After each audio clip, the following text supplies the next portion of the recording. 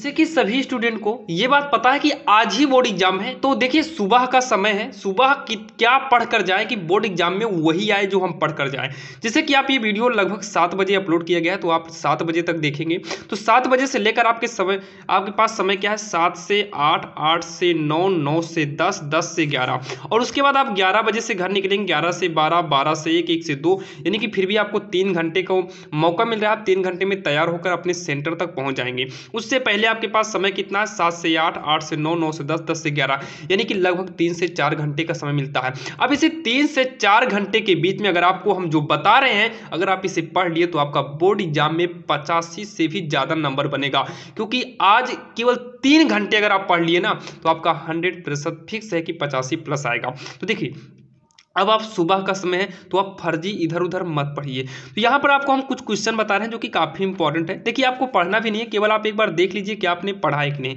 जैसे आप जो है tan inverse 1/2 plus tan inverse 1/3 पर आधारित 1-2 सवाल को जल्दी से जो है दोहरा लीजिए।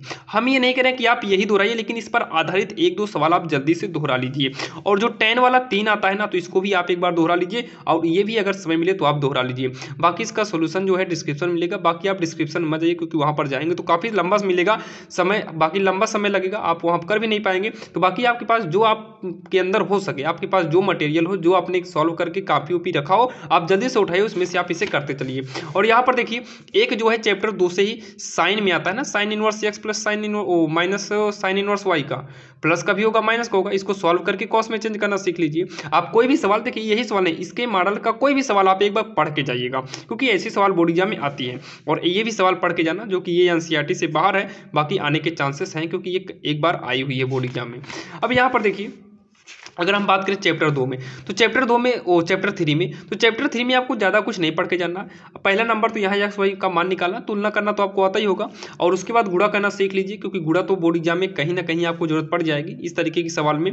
और यहाँ पर भी गुणा देखिए, इसको भी सीख कर जाइएगा, जल्दी से आप कॉपी पर उठाओ, इसको सॉल्व करते जाओ। और ये भी सवाल जो है काफ़ी इंपॉर्टेंट है, आप इसको भी पढ़ कर जाइएगा। अगर नहीं आता जल्दी से आप देख लीजिए। और उसके बाद ये वाली मॉडल की आप एक सवाल पढ़ के जाना, क्योंकि 8 नंबर जो है फिक्स है कि इस मॉडल के सवाल में आता है। कभी कभी तो यहाँ पर क्यूब भी कर देता है, तो आप इसे जो है होगा आपके पास बुक तो देख लीजिए। बाकी जो भी आपके पास बुक हो, उसमें उदाहरण भी आप इस तरीके से उदाहरण भी दी रहती है, आप एक आध उदाहरण को पढ़ लीजिएगा। अब यहाँ पर देखिए, ए डैश निकालना आप सीख लीजिए, क्योंकि ए डैश जो है ये बोर्ड एग्जाम में कई बार आया और आता भी है, क्योंकि ए डैश हो गया और ए इनवर्स, ये काफ़ी इंपॉर्टेंट सवालें होती हैं। अब यहाँ पर देखिए, 9, 10, 11 जहाँ तक है, इस बार 9 नंबर पूछने की ज़्यादातर संभावनाएं हैं, आप इसे पढ़ लीजिए। बाकी अभी लास्ट में जो है, वीडियो के सबसे लास्ट में, जो कि ज़्यादा नहीं, ये लगभग 15 से 20 मिनट का वीडियो होगा, तो 15-20 मिनट के इस वीडियो को देखने के बाद जल्दी से आप देखिए, ये इंपॉर्टेंट है, तो जल्दी से आप इसको कॉपी में नोट कर लीजिए।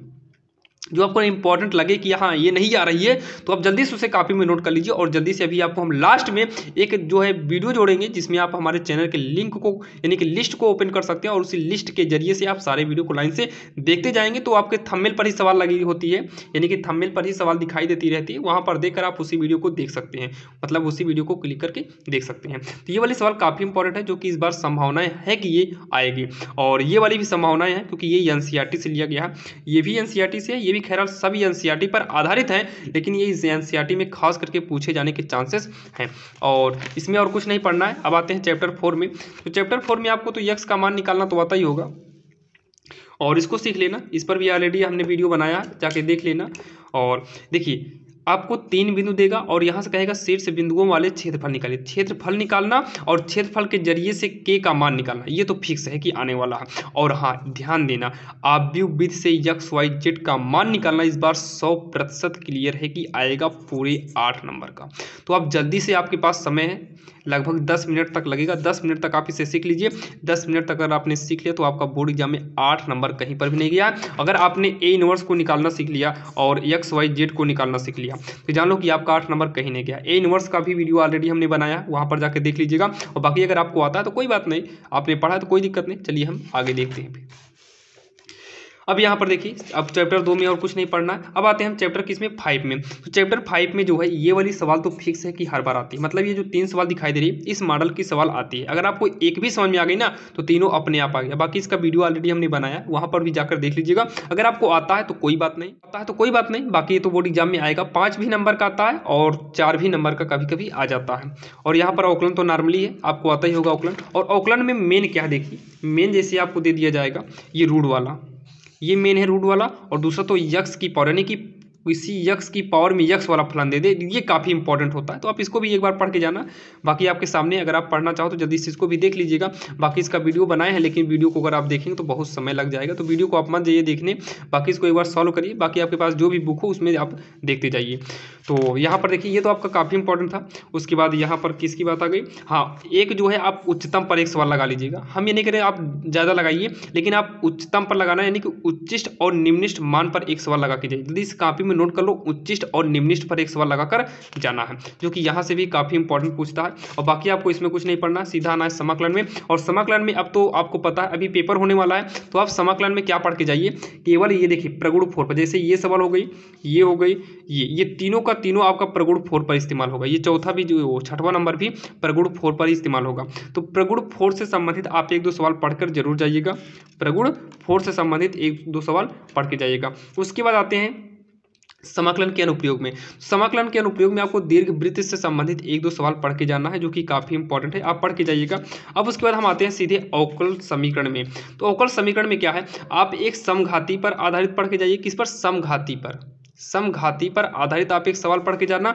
और रैखिक अवकल समीकरण जो ये वाला फार्मूला होता है, इस पर आधारित भी आप एक सवाल पढ़ के जाना, क्योंकि इन दोनों पर जो है बोर्ड एग्जाम में 8-8 नंबर के पूछते हैं। और इसके अलावा भी जो एक्स और वाई को अलग करने वाला होता है उस पर भी एक पढ़ लेना, क्योंकि 3 ही मॉडल इसमें टोटल हैं।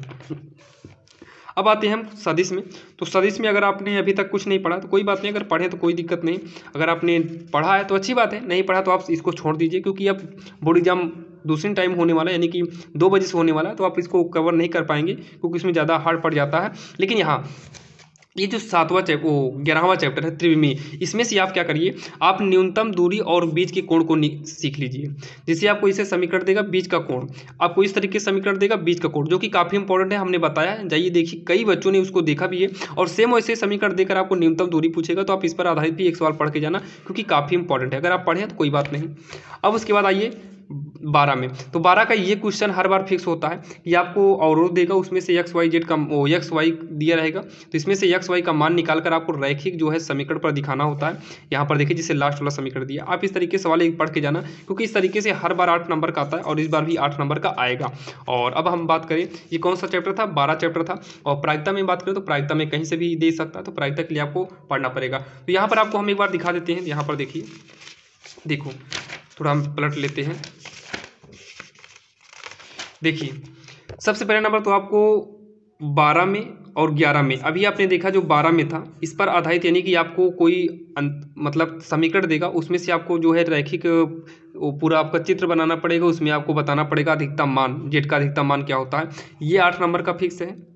और आपको 2 समीकरण देकर ये न्यूनतम दूरी पूछेगा, न्यूनतम दूरी या फिर लघुत्तम दूरी पूछेगा, यहाँ से आपका 8 नंबर फिक्स है। और जो आप ए इनवर्स निकालते हैं या फिर एक्स वाई जेड निकालते हैं, आप भी वाला, ये आपका 8 नंबर फिक्स है। और प्रगुण 4 से जो है आपकी एक सवाल तो फिक्स है, या तो 4 नंबर के आएगा तो 5 नंबर, मान लो 5 ही नंबर मान लेते हैं, तो 5 नंबर यहाँ से फिक्स है। कभी कभी तो 8 भी आ जाता है। तो ये आपके नंबर फिक्स हैं, तो आप इसको पढ़ के जाइएगा। तो चलिए, बाकी आपको हम यही बताने वाले थे कि पेपर आ गया है, एक बार आप इसको देख कर जाइए, जल्दी में आप देखिएगा, मतलब कम से कम समय देकर देखिएगा, क्योंकि बहुत सारे बच्चे क्या है पढ़ लेते हैं, उनको आता भी रहता है, लेकिन देख कर नहीं जाते हैं, और जिसकी वजह से वो कहीं ना कहीं फार्मूला या कुछ ना कुछ मिस्टेक कर जाते हैं, जिसकी वजह से उनका नंबर कट सकता है, कट जाता भी है। तो आप इसकी गलतियाँ मत करना, आप इसको देख कर जाना, ताकि आपका अच्छा खासा नंबर मिले। तो चलिए जाइए, पेपर दीजिए, और हम यही भगवान से दुआ करेंगे कि आपका पेपर अच्छा जाए और आपका परसेंटेज भी अच्छा बने। तो चलिए मिलते हैं किसी अन्य वीडियो में, तब तक के लिए जय।